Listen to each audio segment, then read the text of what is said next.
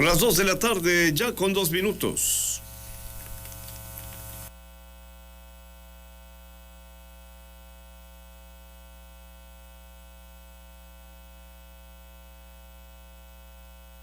Hoy lunes, en Noticias en Flash, la opinión de Juan José Rodríguez Prats.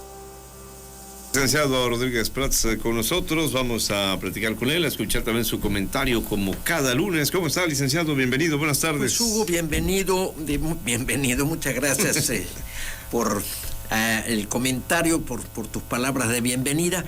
Mire, yo quisiera iniciar, yo creo que la historia de Tabasco se puede escribir por las generaciones que se han venido entreverando y cada generación ha cumplido.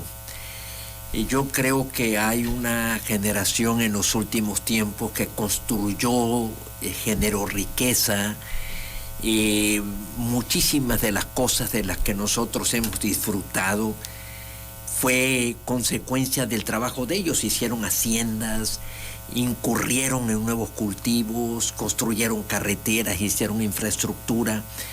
Y un miembro de esa generación al que yo le tuve gran aprecio, ligado familiarmente, Manuel Fernández Moret, falleció la semana pasada. Yo sí quisiera rendir este homenaje porque lo traté un hombre sano, un hombre con palabra, un hombre honrado y que se dedicó a trabajar toda su vida, y a su familia, que la aprecio mucho, que están unidos, y sí quise dedicarles estas palabras de arranque. Ahora, esta semana, mi querido Hugo, yo veo que se van a decidir muchas cosas de gran trascendencia. Todo cae finalmente en el ámbito de la ley. Y esto pudiera interpretarse como una deformación profesional. Yo adoro a mi profesión de abogado, pero al final de cuentas, si tú analizas todos los problemas, siempre te encuentras con un error legislativo, con una actitud contraria a derecho, con algo que atenta contra la normatividad, y aquí el involucramiento también entre derecho y moral, que es uno de los grandes temas que por siempre ha ocupado a los grandes juristas. Cuando se habla de que la justicia está politizada o que la política está judicializada, en realidad estamos hablando de la democracia. Eso es la democracia, porque tiene que interpretarse leyes y tienen que intervenir los tres poderes. Yo sostengo que los poderes surgieron casi en la realidad. Después vinieron los teóricos y le dieron forma. Pero el primer político, el que agarra un palo, el que agarra una piedra y dice, aquí mando yo, pues ese fue el primero que tuvo ambición y que tuvo aspiración de mando y se impuso sobre sus coetáneos. Y algunos empezaron a conspirar, y ese es el antecedente del poder legislativo. Entonces, es una cuestión natural. Quienes hacen las leyes, quienes las aplican y quienes la interpretan. Y mira, lo primero es la decisión de la Corte Internacional de Derechos Humanos, que condena la cuestión de la prisión preventiva, la prisión oficiosa preventiva. Somos el único país que tiene esta figura jurídica, y esta decisión de dos víctimas que pasaron 17 años en la cárcel, tiene que conducir a o modificar la Constitución o a reconocer, a negociar, pero definitivamente ya son muchas las voces, y se perdió por un voto cuando se interpuso una acción de inconstitucionalidad, y me parece que es un tema sumamente importante. Pero perdón, ¿y qué debemos hacer en su óptica? Es decir, ¿eliminarla ya de plano? Mira, condicionarla. La Suprema Corte introdujo una modificación no automática, o sea, le da cierta flexibilidad al juez para determinarlo. Pero el texto del 19 constitucional como está, desde mi punto de vista, sí riñe con los tratados que México ha firmado, y por eso internacional, y por eso la Corte Penal Internacional y la Comisión Interamericana de Derechos Humanos considera que hay una atentado en contra de los derechos humanos. Un asunto que hoy se empieza a discutir y que ya hay un proyecto de dictamen va a ser sumamente importante, que es el asunto del retorno de la Guardia Nacional a la Secretaría de Seguridad. Esto es la interpretación del artículo 129, que desde mi punto de vista también está bien sustentado el proyecto, que lo hace un ministro, Alcántara, que fue de los propuestos por el presidente López Obrador. El presidente dijo que esto sería un error garrafal porque es darle al traste a toda la política en materia de seguridad. Yo creo que el gobierno debió haber optado por el artículo 29, que habla de situaciones de emergencia cuando se suspenden garantías por un peligro inminente.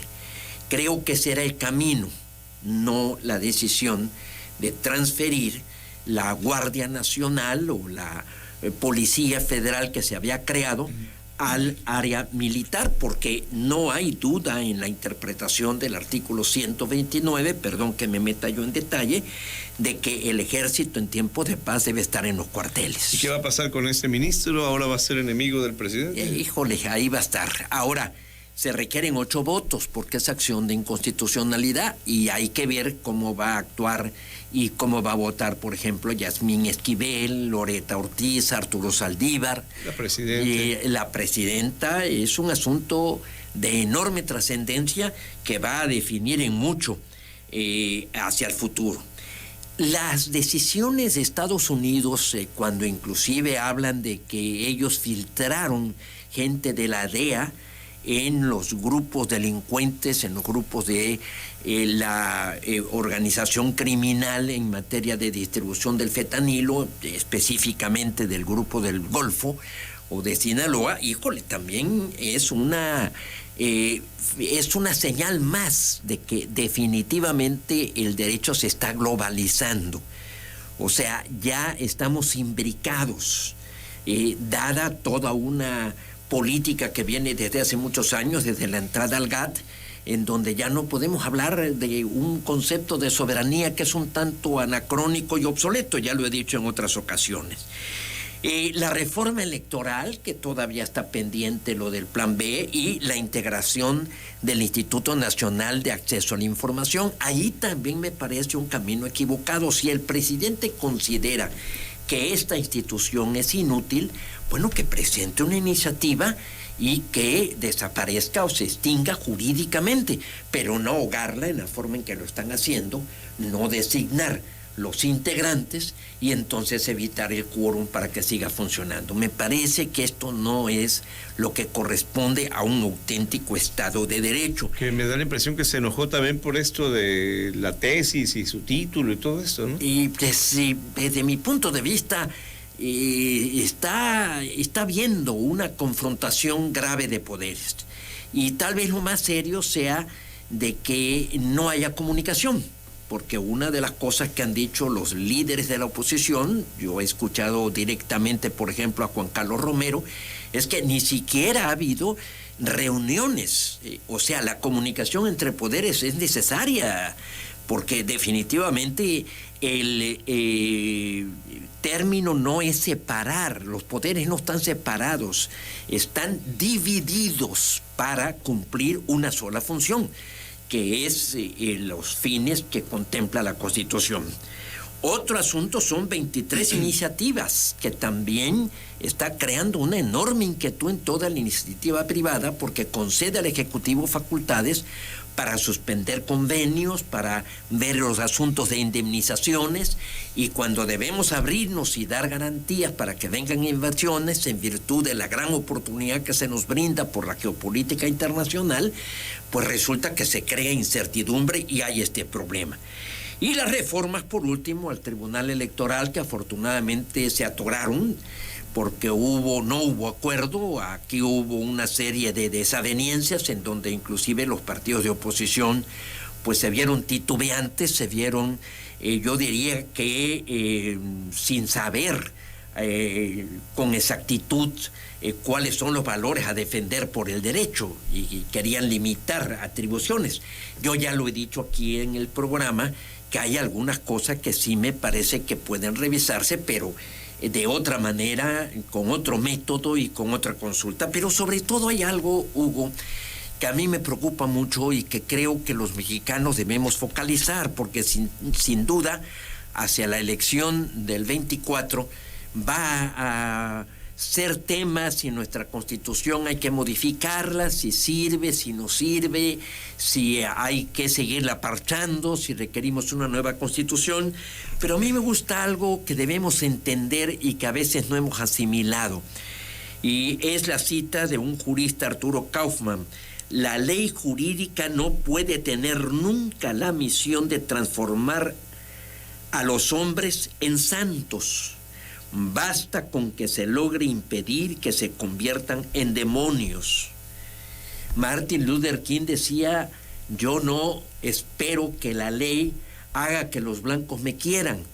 Lo que yo espero de la ley es que evite que me linchen. Entonces, entendamos la limitación del derecho.